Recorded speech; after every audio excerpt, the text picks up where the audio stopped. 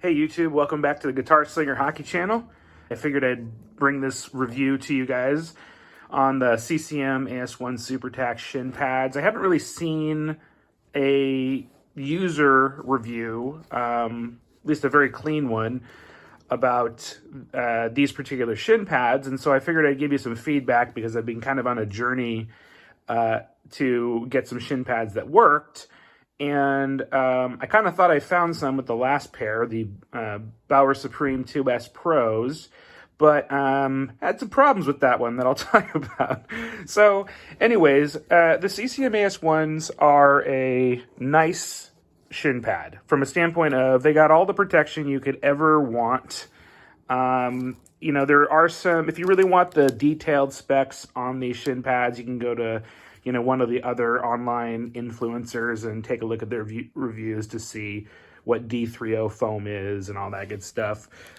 So I will say that I've now gotten a chance to at least try on all of the major shin pads that are out there, just in the store at least. So besides the Bauer 2S Pro Supreme, tried the 2X Pro Vapor, the Warrior DX Pro, or whatever the top model is, the FT1 Jet Speed, the other CCM offering. I think that was it. And yeah, and then I was using some Pro Stock shin pads by Reebok prior to these. So I tried avoiding these because of how bulky they are, because I really don't feel like I need this much, but it really came down to fit and apparently durability. So these are, I will say these are probably the best overall shin pads. These probably aren't probably no one's surprised by that. CCM is obviously a really good name, but I figured I'd bring you up to speed on a couple little nice things about these shin pads. So with everything, there's pros and cons, same with this. So weight was one of my concerns because these are the heaviest of the top-end shin pads, but it's not an issue because of how nice they fit. So I wouldn't worry about that compared to some other stuff that's out there. The caps, the plastic all over is actually really rigid and firm, which is definitely different than some of the other models, like the CCM FT1s. Very nice pad, but they're like very soft plastic, and they kind of relied more on the fact that they were light and then more of a foam based protection, which I'm not super keen on that. I'm used to having some good solid protection on the shins and knees, and so I kind of noticed the same thing with the Bauer Vapors, and the Supreme 2S Pros are more similar to this rigidity that these have, but that was an issue for me. Fit-wise, they are adjustable. So they have the adjustable calf straps in here that are really a nice touch. They will fit pretty much any size calf. I have a smaller calf, and so just wrapping it right there and Velcroing it over was perfect for me. I will say the liners, well, actually I should talk about this strap. So this strap is something that I normally would cut off. I don't typically like the straps that go behind the kneecaps because they're never comfortable, for one. And this is not really any different. It has this type of material on it. Really, you want like a neoprene, something like that goes around. And these are decent because it kind of has it, but they aren't as good as other pads. And really, if I've considered cutting them off at some point, but I know all of a sudden when they wear out years down the road and I go to sell them, somebody's going to bitch and say there's no knee strap on it. I know that's a dumb reason, but it also doesn't quite bug me enough to do it yet. So, I'll figure that out after a few more hours.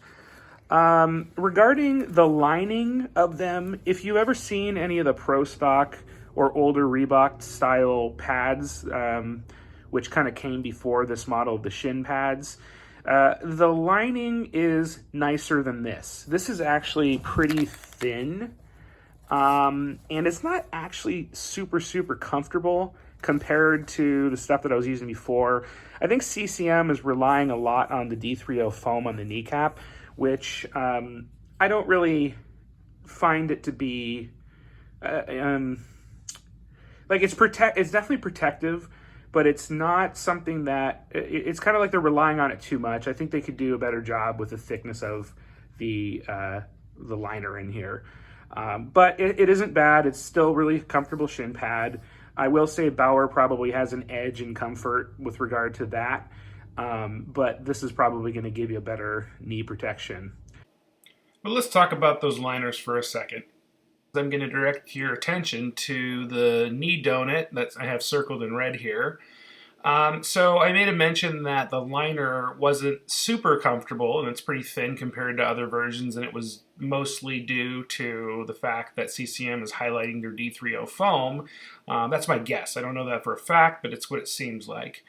Since I've actually made this video in a couple of different parts, I've spent a lot more time playing in these shin pads, and I've noticed a trend develop with these, in that the actual knee donut is not only a little uncomfortable, but it's actually pretty painful. And so what I've been noticing is that after a short amount of time on the ice, both knees will start to hurt, like on the kneecap area, and I don't have knee problems. I've never had knee problems before. And so there is something that was like, at first you're thinking about, like, okay, well, maybe my knees are starting to go bad, even though I haven't had problems in the past. But it just seemed odd, and the timing aligned with when I got these pads. And so I remember the thing that cued me off was that I played a game and having some soreness on the knees, and then I got off the ice, and that soreness went away. But since we're still kind of in that pandemic time frame, you have to go to the rink dressed mostly in your gear and then leave mostly in your gear. And so basically, I'm driving home with my gear on, including my shin pads. And I mentioned that I got off the ice, so the knee pads or the knee pain went away. But I'm sitting in my car driving home in hockey equipment like a knucklehead, and my knees started hurting again. And I'm like, what the hell is going on? I mean, I'm just sitting here, and I started kind of messing around with the shin pads, and I could feel the lip of that cutout donut part kind of digging into the bottom part of my kneecaps on both knees. And I'm like, gosh, this is kind of weird. Like, it's a little hard to tell at this point. And so I kind of let it go. And then the following weekend, I spent a whole bunch of time reffing some U18 games and things like that. But in referee equipment, the shin pads are designed different. They're a lot lighter. And I had no knee pain at all. And then played some games the following week after that with these shin pads, and the knee pain was back in the same exact area. And it was bad enough that it was really causing me to take shorter shifts and get off the ice. And now I'm sure that this has to be my knees getting bad, or maybe it was something else, but I couldn't really think of anything. Um, and then you know, got off the ice and went home. Knees were a little bit sore, but then the next morning I woke up, and typically I'd feel like a little bit sore from the game or whatever. Knees weren't bugging me at all. And I'm like, God, that's weird. I feel like if my knees were having some problems, that they would kind of be lingering and I'd need some anti-inflammatory meds or something like that. But no pain at all. And then my last game that I played, the knee pain was back again. And so I was kind of messing around with the shin pads the other day, and was kind of feeling them. And I was just like, God, I think it's this liner. I think it's actually the lip of the donut cutout.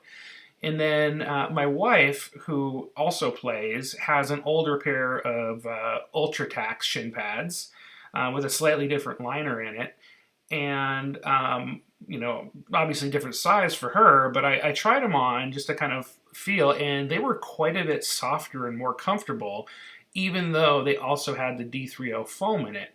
And so there is something with the thin liner that is beyond uncomfortable, but actually painful.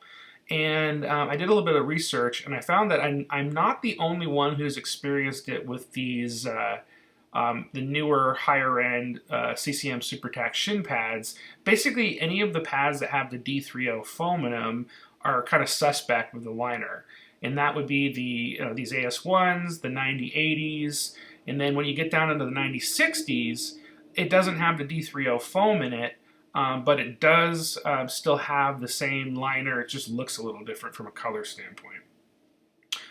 It's only until you get to the entry level 9040 that it actually starts, that they actually change the liner.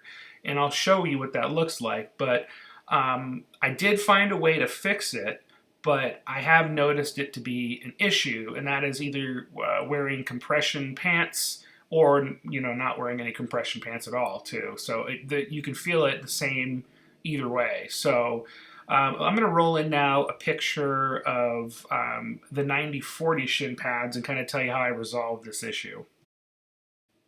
Okay, so here's the 9040s, and you can see, as I have circled there, no cutout. It's just foam.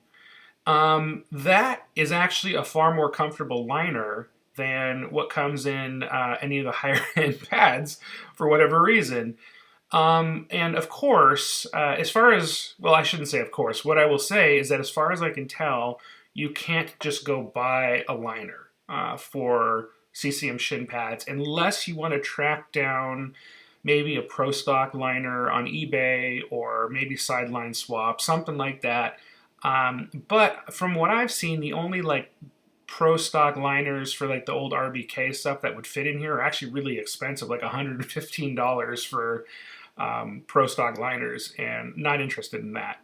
So what I did, instead of dealing with it or spending $115 on liners, I actually went online to Sideline Swap, and I found the crappiest pair of beater CCM SuperTac shin pads that had this liner in it, and I bought those shin pads as a backup.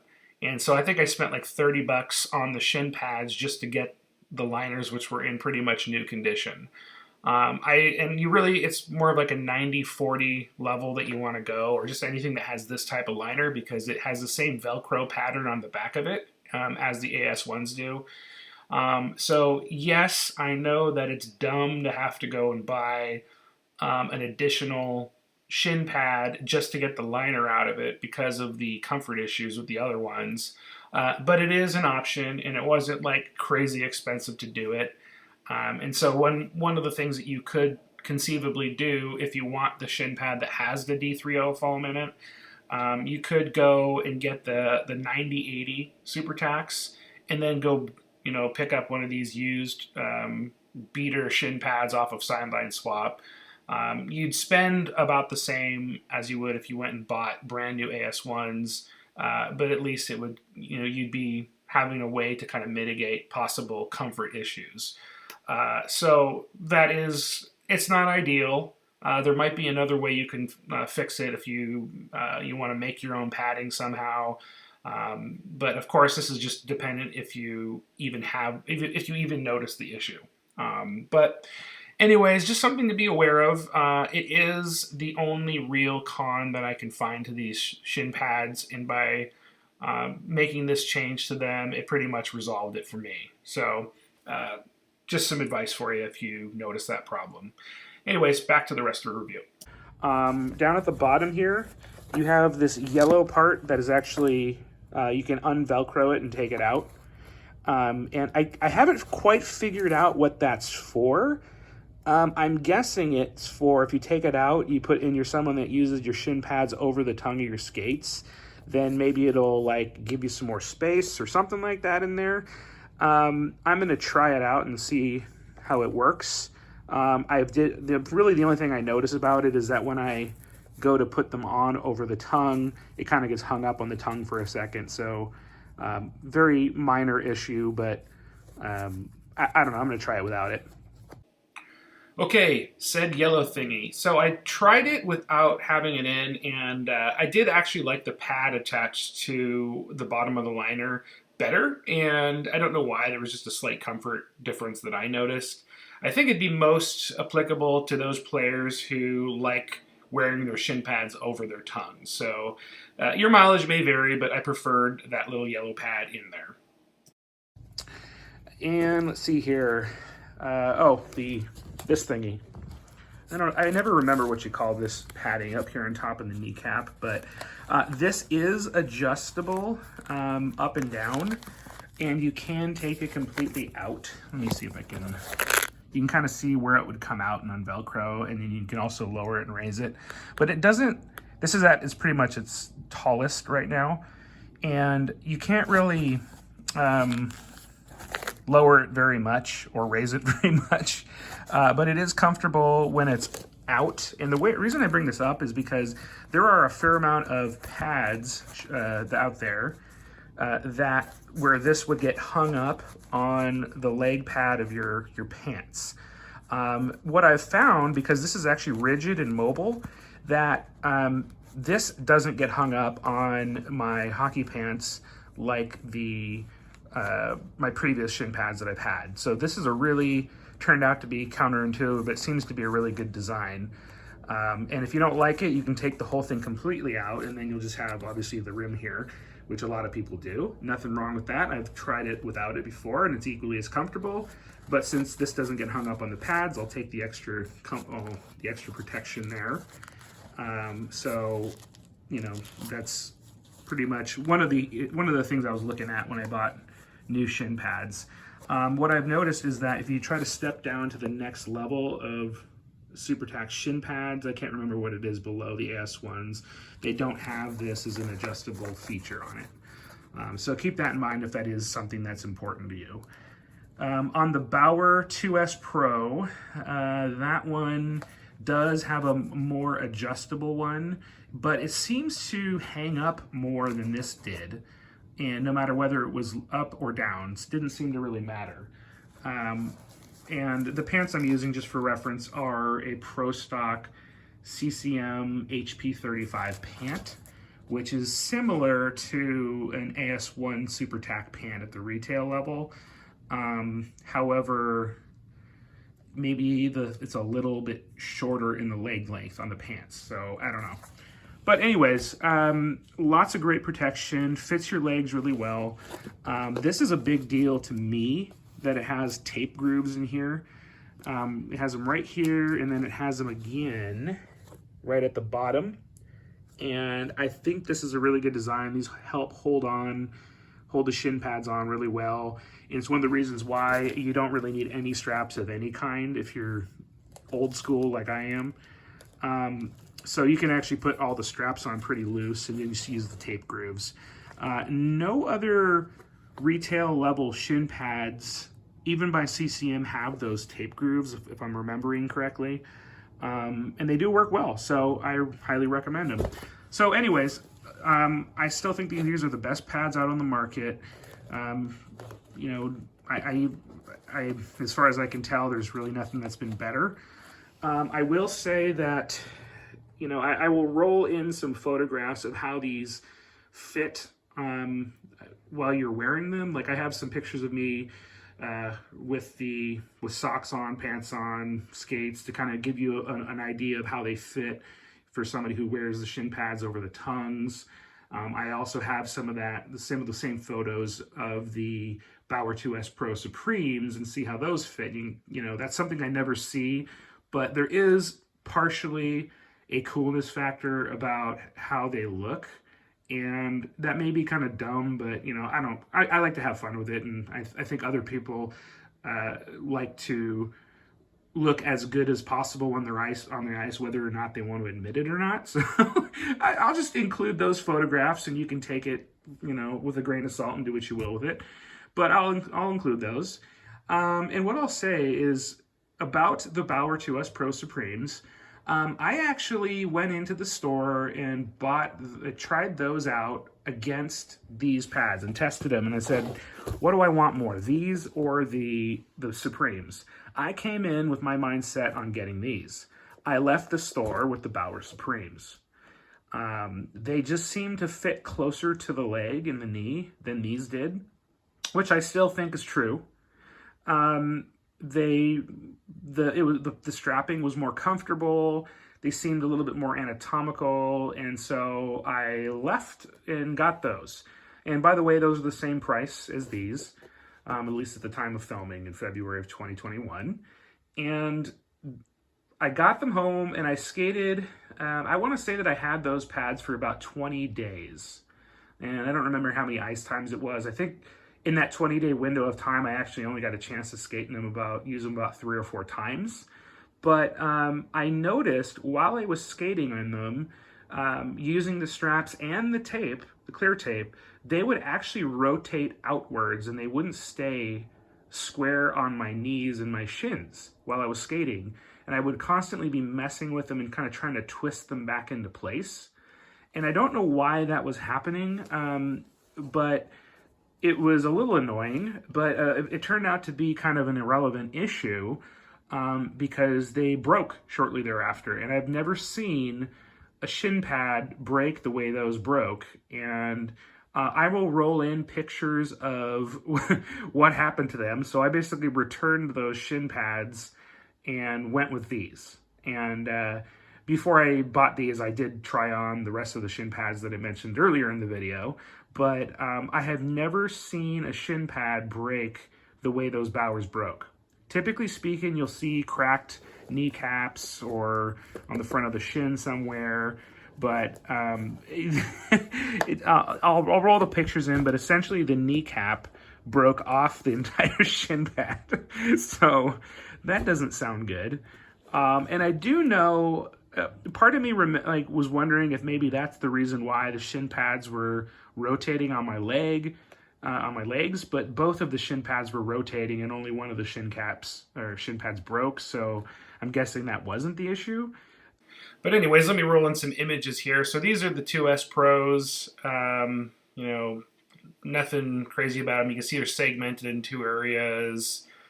And then side view had really good side protection, very comfortable liner and kneecap.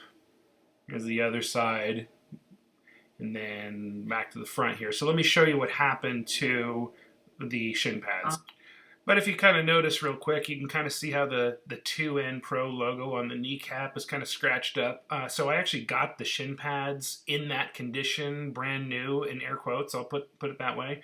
So I don't know if there was a pre-existing issue with the shin pads when I bought them, but nevertheless, here is the damage.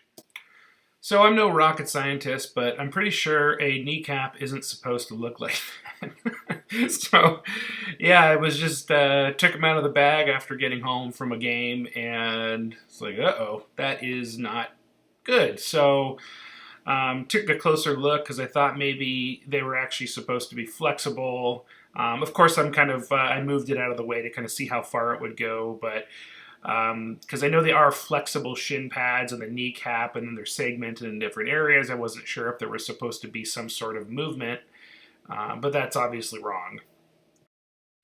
And here's a view from the side, and you can kind of see that there's some scraggly looking threads up in the top left, and it looks like there was a few really small stitching areas that actually held the kneecap to the rest of the shin pad, which was surprising because that doesn't seem like that would be very effective, and clearly it wasn't.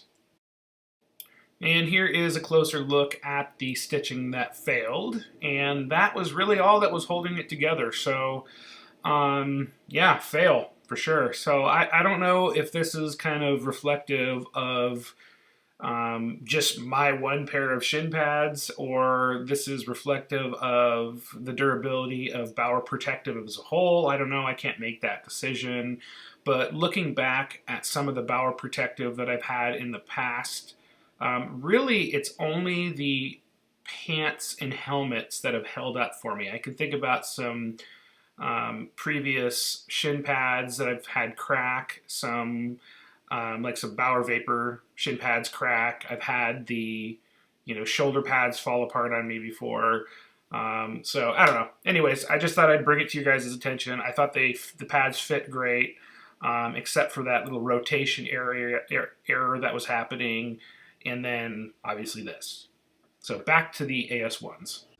But yeah, I guess what I'm finding as I play longer and longer, I've never really been somebody who is too picky about the brand of equipment that I wear.